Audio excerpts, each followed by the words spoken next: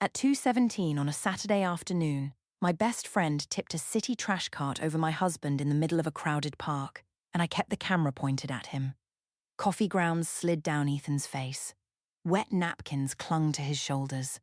A paper bowl of old pasta landed against the chest of the blue work shirt he had ironed for the opening ceremony. People gasped.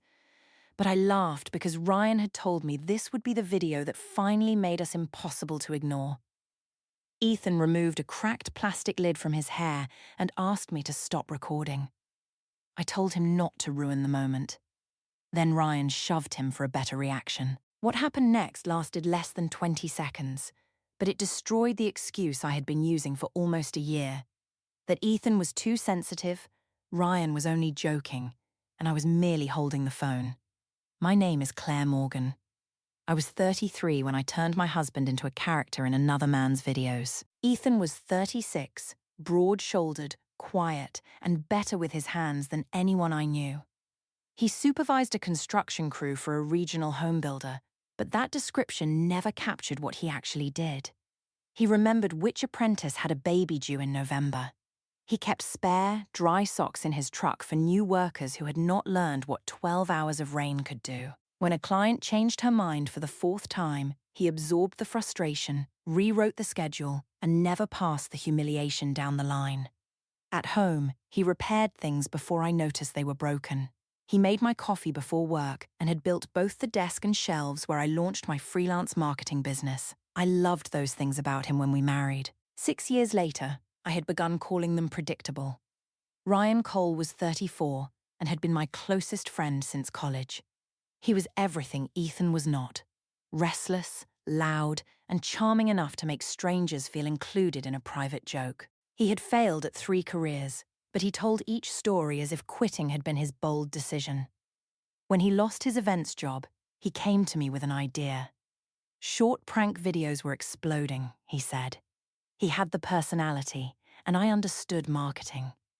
If I managed the account, wrote captions, negotiated sponsorships, and edited the footage, we could split the money. I hesitated only because I was afraid nobody would watch. Our first harmless videos of strangers received modest numbers. Then, one Friday evening, Ryan came to our house while Ethan was carrying groceries through the front door. Ryan had stretched clear plastic wrap across the doorway. Ethan walked into it with a bag in each hand. The wrap caught him across the forehead, his cheeks compressed, and one loaf of bread dropped to the porch. Ryan jumped from behind a shrub, laughing and filming. I laughed too. Ethan stared through the plastic for a second, then stepped backward, peeled it away, and looked at the camera. "Very clever," he said. His voice was flat, but he smiled when I told him it was only for Ryan's new account. He picked up the bread and carried the groceries inside. That 15-second clip received 83,000 views in 4 days. The comments called Ethan the serious husband. Ryan said we had found our straight man. I did not ask Ethan whether he wanted to be one. The second prank happened at breakfast. Ryan replaced the sugar in Ethan's jar with salt while I kept him occupied in the garage. Ethan put 2 spoonfuls in his coffee, took 1 sip, and nearly spat it across the table. Ryan filmed from behind the pantry door. I laughed so hard I had to hold the counter. Ethan poured the coffee away and looked at me. "Was this your idea?" It was salt, not poison. That wasn't my question. I told him I had helped. He rinsed his cup, made another coffee, and went to work. The clip reached 200,000 views. Soon, Ryan came over 3 or 4 times a week. We put a fake mouse in Ethan's boot, replaced our photograph in his wallet with a glamour shot of Ryan, attached an air horn beneath his chair, and hid a speaker playing dripping water while he searched every pipe.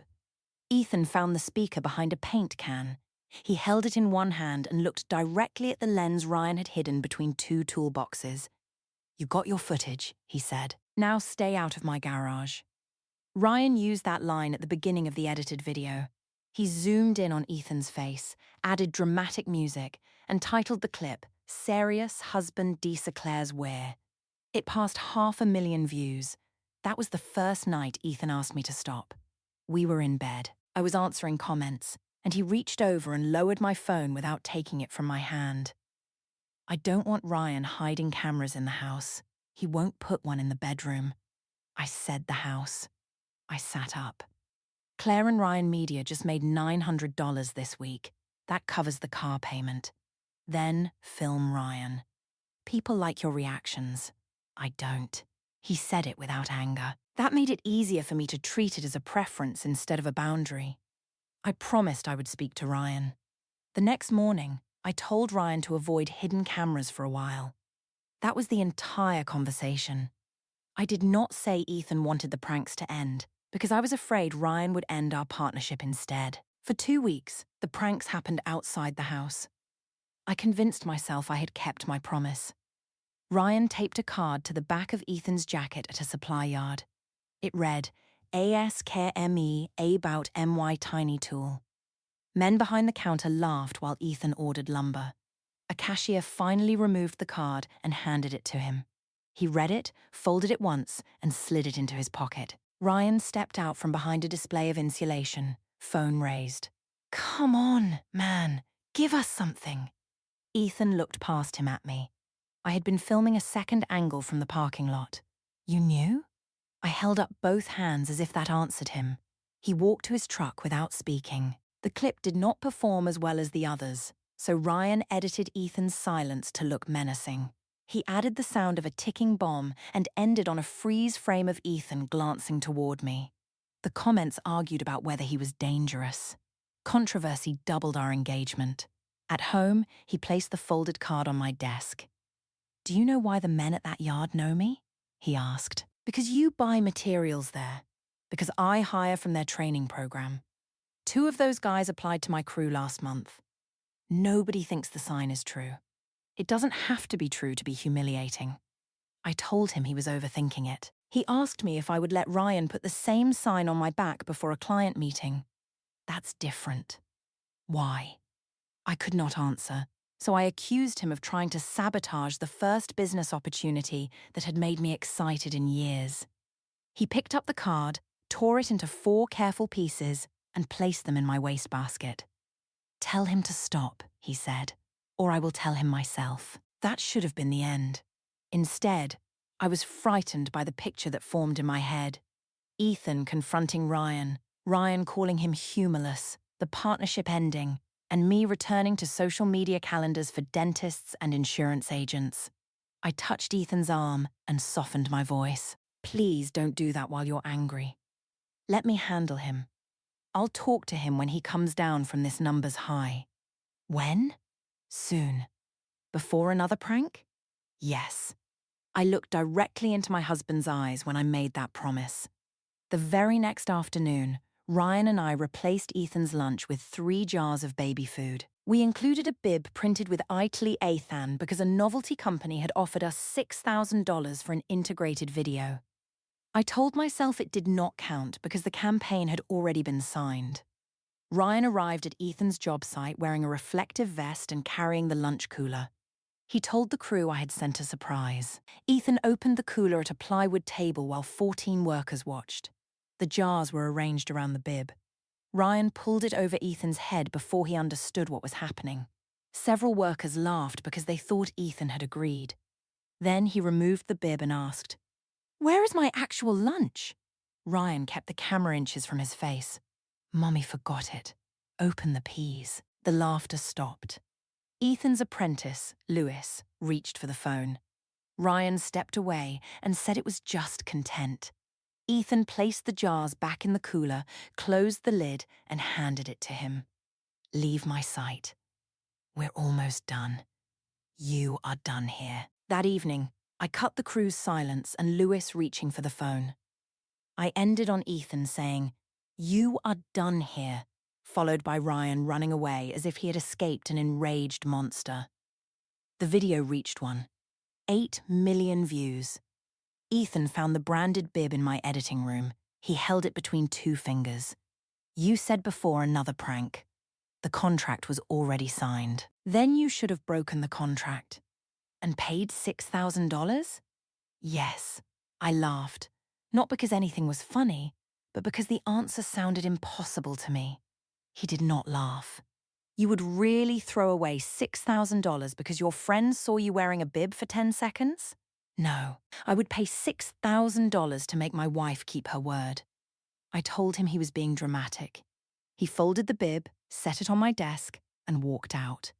The following month, a beverage company offered a 3-video deal, a talent agency called, and my share of the income exceeded what I made from my other clients. I began telling people I ran a digital entertainment company. Ethan called it what it was. You're helping Ryan sell my embarrassment. I said he was jealous. That word hurt him more than any prank had. I saw it, and I used it anyway. Jealous of what? He asked. Of his success. Of us building something that isn't yours. He looked around the room he had floored, wired, painted, and furnished for my business. All right, he said quietly. For several weeks, Ethan checked under tables, behind curtains, and inside cabinets. He found 2 cameras and placed them on my desk. He stopped leaving his keys on the hook, packed lunch in a locked toolbox, and parked 2 streets away when Ryan visited. Our viewers loved what they called his paranoia. Ryan wanted to escalate. He put washable pink dye inside the dust bag of a leaf blower Ethan used while volunteering at a neighborhood cleanup. When Ethan started the machine, a pink cloud covered him and 3 volunteers. One of them was a 70-year-old woman with asthma. She began coughing. Ethan shut the blower off, helped her to a bench, and used bottled water to rinse the powder from her face. Ryan kept filming. Ethan walked toward him, pink dust clinging to his hair and eyebrows. Delete it. Ryan grinned. You don't own footage taken in public. You put something in my equipment and exposed other people. Delete it. I stepped between them. Ethan, you're making a scene. He looked at the coughing woman, then at me. I am not the one making it. Ryan later removed the woman from the edit and posted only Ethan walking toward him. The caption called him Yoon-Hind husband. That was the first time Ethan said he would leave if it happened again. We were standing in our kitchen. Pink still stained the skin around his fingernails. I am telling you exactly where the line is, he said. No more pranks. No more videos. No more Ryan using me. If you help him do this again, I will not stay here and argue about whether I am allowed to mean no. I felt fear, but underneath it was anger. In my mind, he was threatening our marriage over content. I did not understand that I had been threatening our marriage every time I pressed record. You're not leaving, I said. You're tired and embarrassed. I'll speak to him. You keep saying that.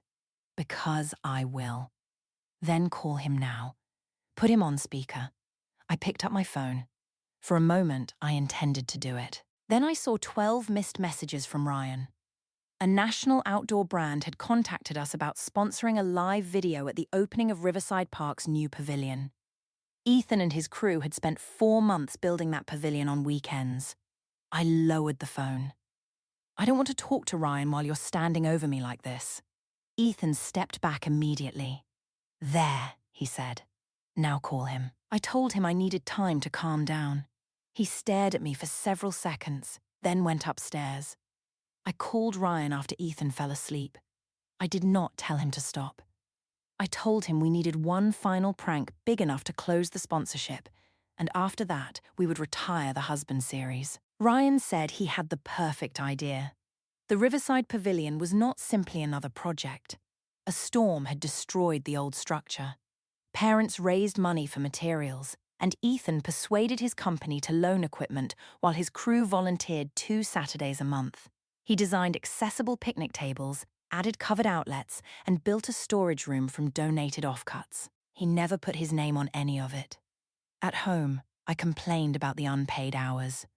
You already work all week, I told him. Why give away every Saturday? Because people gave us the materials, he said. Someone has to give the time. The opening ceremony was scheduled for the last Saturday in May. Families would be there. The city council member who approved the project would speak. The volunteer crew would stand beneath the beams they had raised. Ryan wanted to roll an outdoor trash cart behind Ethan while I distracted him with an interview. He would tip a bag of clean prop garbage over Ethan's shoulders, empty wrappers, dry napkins, paper cups, and cooked spaghetti colored with sauce. The brand representative loved the concept. They called it the Trash the Serious Guy Challenge. I did not tell them Ethan had refused to participate. I signed the campaign agreement electronically and checked the box confirming that all recognizable participants had consented.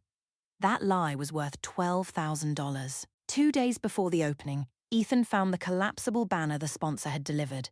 Why is Ryan's account on a banner for the park?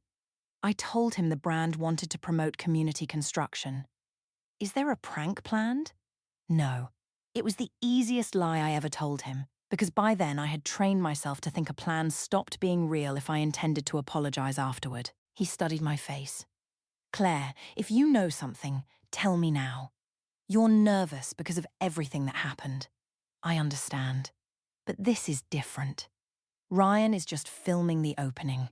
After this, the account moves in a new direction. That last sentence was technically true. There would never be another husband prank after Riverside Park. Ethan nodded once. All right. He went to the garage and returned with a small cardboard box. Inside were 7 cameras Ryan had hidden in our home during the previous 6 months. I found another one above the laundry shelves, he said. I want these out of the house before Saturday. I looked at the cameras and felt something close to shame. Then my phone vibrated with a message from the sponsor, and the feeling passed. On Saturday morning, Ethan wore the blue work shirt I had given him on our 4th anniversary. It made his eyes look lighter. I watched him iron the sleeves and nearly confessed. You look handsome, I said instead. Thank you. He slipped his wedding ring over his knuckle and adjusted it at the base of his finger.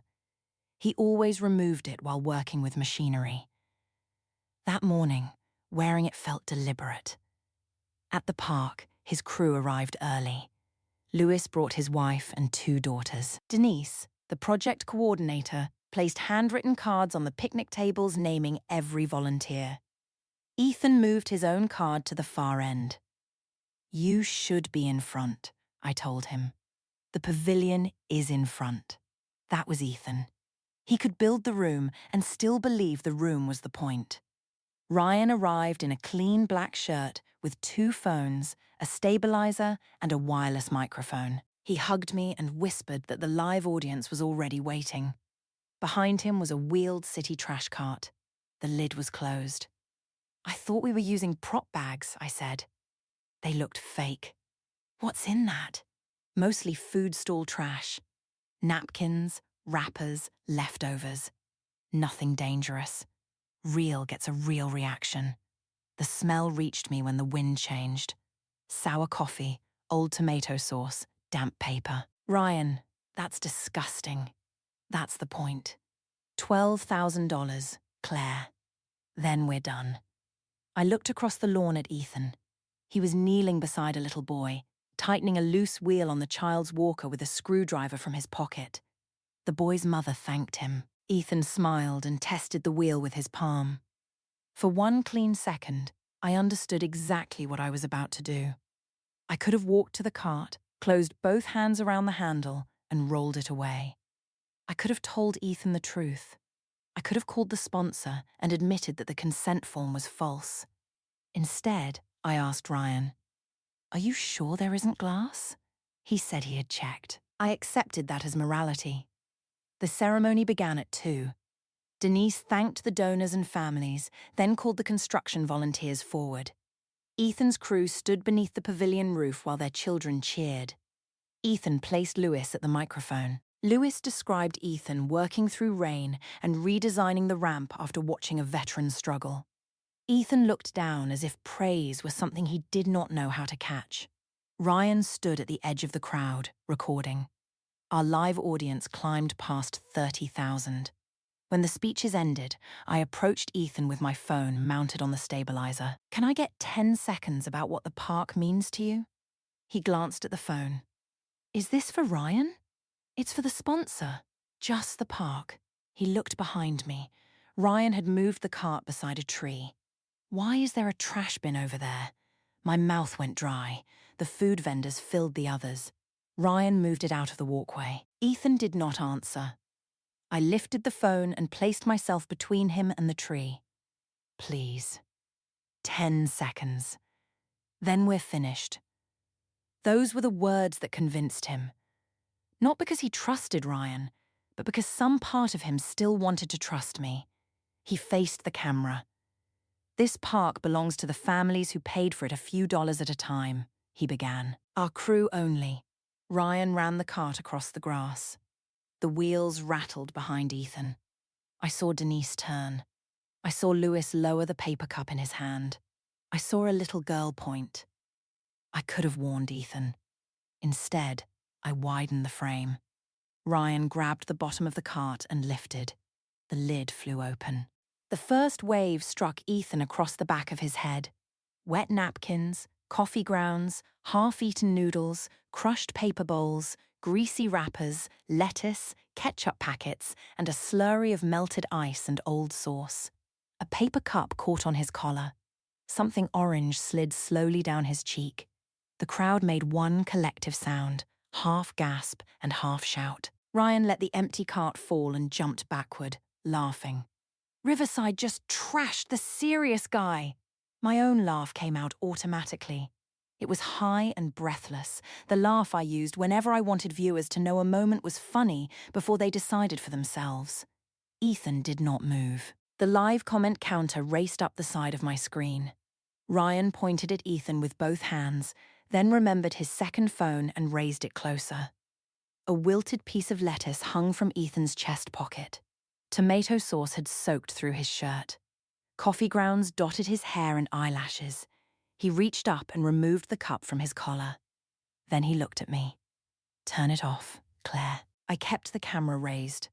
It's live, I said, as if that meant I no longer had control. Turn it off. Ryan moved beside him. Give us the face, Ethan. Come on. You look like the angriest salad in America. Ryan laughed. I laughed again. It lasted only a second, but I watched Ethan hear it. Behind us, nobody else was laughing. Lewis walked forward. That's enough, man. Ryan swung the camera toward him. Here comes the loyal sidekick. Ethan wiped sauce from his eyes with the heel of his hand. Claire, he said, did you know about this? The question was quieter than the crowd. I could have lied again. I almost did. Then Ryan answered for me. She planned the angle, brother. He slapped Ethan between the shoulder blades, spraying drops of dirty liquid from the shirt. Ethan turned around. Don't touch me again. Ryan held his phone 6 inches from Ethan's face. There he is. That's the guy they came to see. Ethan stepped sideways. Ryan followed. Move the phone. Make me. Lewis reached for Ryan's arm. I stepped between them, still filming. Everyone calm down, I said. Ryan, back up. Ethan, don't do anything stupid. Ethan looked at me with food waste dripping from his chin. You think I am the danger here? I think you're angry. I told you what would happen if you did this again. Ryan laughed into Ethan's face. He means he's going to ground you, Claire. Serious dad is mad. Then he put his palm against Ethan's chest and pushed him. Ethan took 1 step backward. His heel slid in the wet garbage, but he caught himself. Last warning, he said. Ryan turned his own phone toward his face. You heard it live, everybody. Last warning. What's he going to? He shoved Ethan a second time, harder. Ethan knocked Ryan's hand away. The phone spun onto the grass. Ryan's smile vanished. You just broke my phone. You dropped it. Ryan swung first. It was not a good punch. It was wide, angry, and aimed at Ethan's jaw. Ethan raised his left arm, caught Ryan's wrist against his forearm, and drove one short right hand into Ryan's mouth. Ryan fell backward into the mulch beside the walkway. The crowd screamed. My phone shook. Ryan sat up with one hand over his lip, stunned more than injured. I did not run to Ethan. I ran at him. What is wrong with you? I shouted. I hit his shoulder with the side of the stabilizer. Whether I meant to strike him or push the camera closer, I still cannot honestly say. Ethan caught the metal handle before I could swing it again. "Let go," I screamed. "Stop filming." I pulled backward. My shoe came down on the sauce-covered paper bowl behind me. My foot slipped, and the stabilizer tore free from my hand. I fell sideways into the heap of trash at Ethan's feet. Cold coffee soaked the back of my white blouse. My palm landed in old pasta. The crowd saw me sitting in the same filth I had decided was harmless when it was meant for someone else. Ethan caught the phone before it hit the pavement. I looked up at him and felt humiliation ignite into fury. "You're out of control," I said. "You're not even sane right now." He stood above me, his blue shirt ruined, his face streaked with sauce and coffee, the recording light still glowing in his hand. "Believe me, Claire," he said. "The only sane person here is me." He turned the phone toward himself. "You wanted my reaction," he told the live audience. "Here it is." I said no. I said it in my house, at my job, and in front of witnesses. Claire heard me every time. This is not a prank. It is what two people do when they believe a camera makes consent unnecessary.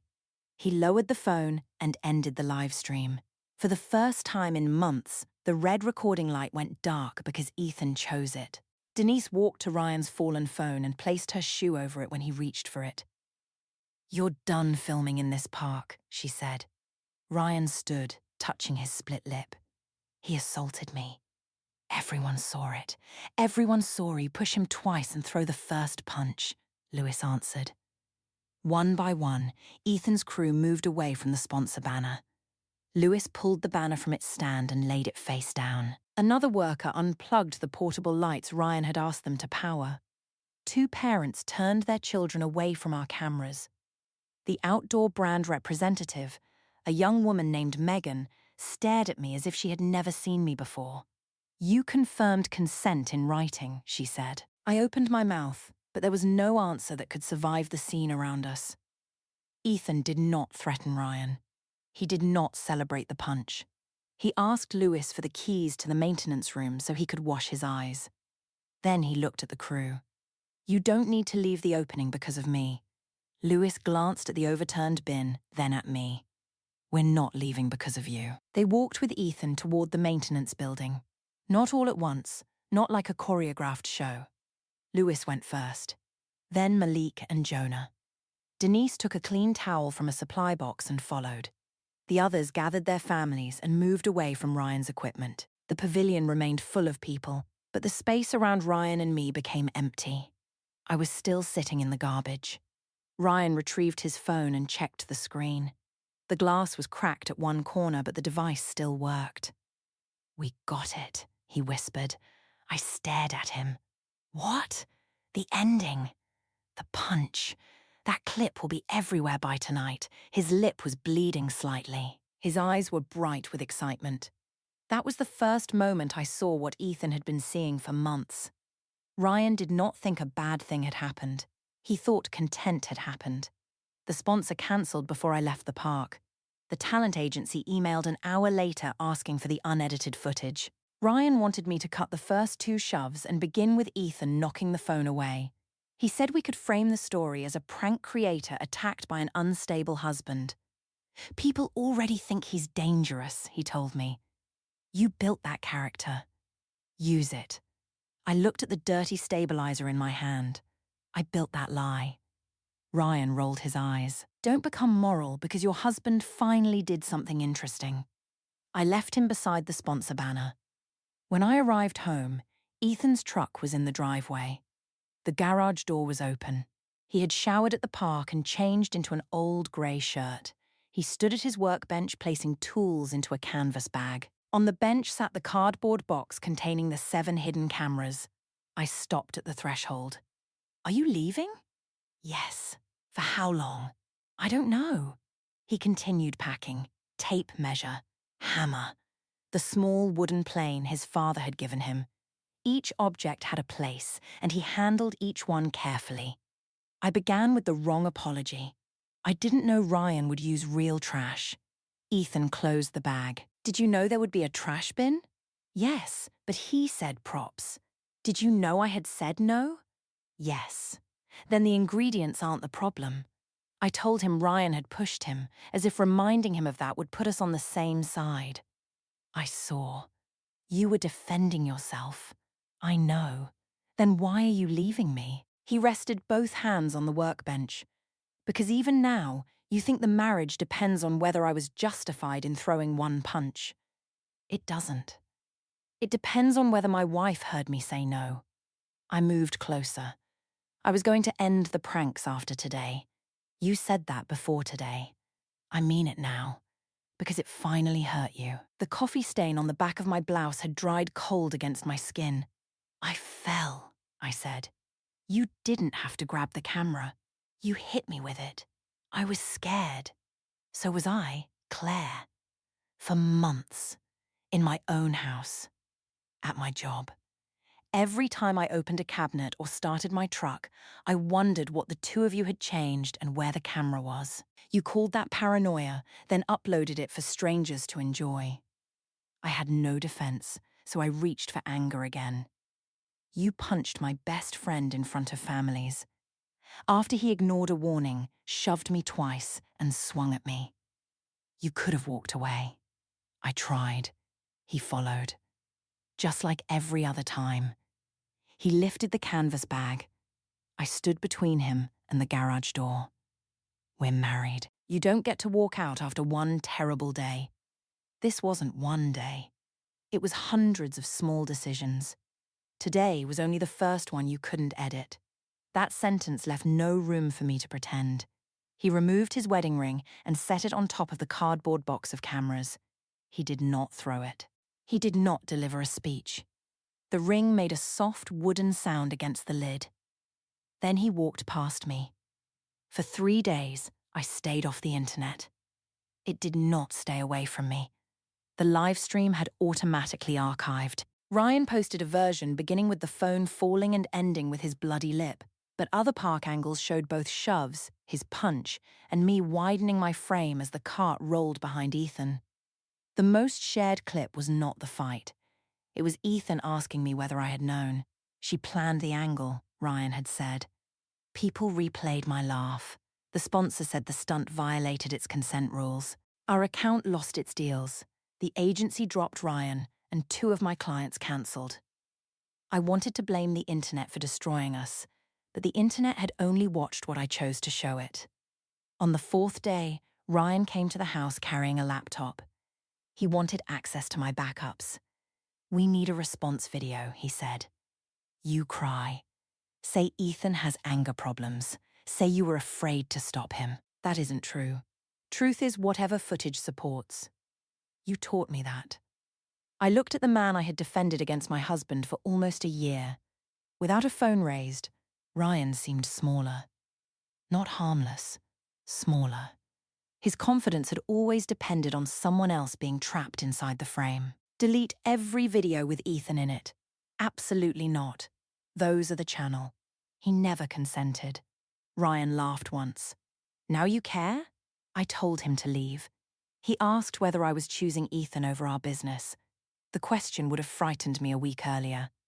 Now I understood how backwards it was. I chose the business months ago, I said. That's why Ethan is gone. Ryan left with the laptop unopened. We have not spoken since. I spent the next week reviewing the raw files. I told myself I was collecting evidence to remove Ethan's image from the account, but I was also watching my marriage disappear in chronological order. In the doorway prank, Ethan smiled because I asked him to. After the salt, he asked whether it had been my idea. In the garage, he told Ryan to stay out. At the supply yard, he looked past the joke and directly at me. At the job site, the crew stopped laughing, but I cut that part. At the cleanup, he helped the coughing woman while Ryan filmed. There had never been a confusing moment. There had only been moments I found inconvenient. I deleted every clip I controlled and sent takedown requests for the reposts. Deleting them did not restore what they had taken. It merely stopped me from taking more. 2 weeks after the park opening, I went to Ethan's job site. I did not bring a camera. Lewis met me at the gate. Is Ethan here? No, I did not know whether that was true. Can you give him something? I held out the cardboard box of hidden cameras. The wedding ring was still on top. Lewis looked at the box but did not take it. He doesn't need those. I want him to know they're gone. He knows he is gone. That's what matters. The words stung because they were not cruel. I asked Lewis whether Ethan had talked about me. He said not to insult you, he answered. He said everybody already knows what happened and nobody needs to make it worse. Even after everything, Ethan was refusing to turn me into the crew's entertainment. I began to cry. I should have stopped Ryan. Lewis shook his head. He didn't need you to stop Ryan after the trash. He needed you to stop him when your husband first asked. I carried the box home. Ethan agreed to meet me 6 weeks later at Riverside Park. The sponsor banner was gone. Families sat beneath the pavilion. A group of veterans played cards at one of the lowered tables. Children chased each other around the posts Ethan's crew had set. He looked rested. That hurt more than if he had looked broken. We walked to a bench near the place where the cart had tipped. A new trash liner was fitted neatly inside the bin. It looked ordinary again. I apologized without mentioning Ryan, money, contracts, or pressure. I told Ethan that I had heard every boundary and converted each one into a problem with his personality. I told him I had used his patience as permission and his restraint as proof that the harm was not serious. I told him that when he finally defended himself, I had called him unstable because accepting his sanity meant facing my own choices. He listened. I'm sorry, I said. Not because the video failed, not because you left. Because you had to become unsafe in your own life before I admitted I was the one making it unsafe. For a moment, I thought he might take my hand. He did not. That's the first honest thing you've said about it, he answered. Is there any chance for us? He looked toward the pavilion. I believe you're sorry. I also believe I meant what I said in the kitchen. Those two things can both be true. He stood. I offered him the ring. He closed my fingers around it. Keep it, he said, not as hope. As a reminder that quiet is not consent. Then he walked across the lawn.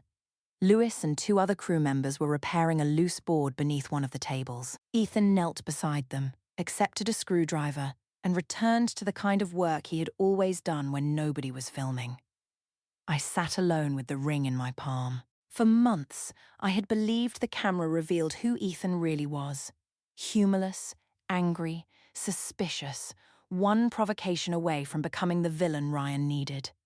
The camera had revealed someone, but it was not him. It revealed a wife who kept choosing a stranger's applause over the clearest word her husband could give her. Our marriage did not end when Ethan punched Ryan. It did not end when I fell into the garbage or when he placed his ring on the box of hidden cameras. It ended one prank at a time. Each time he said stop, and I decided the red recording light mattered more than his voice.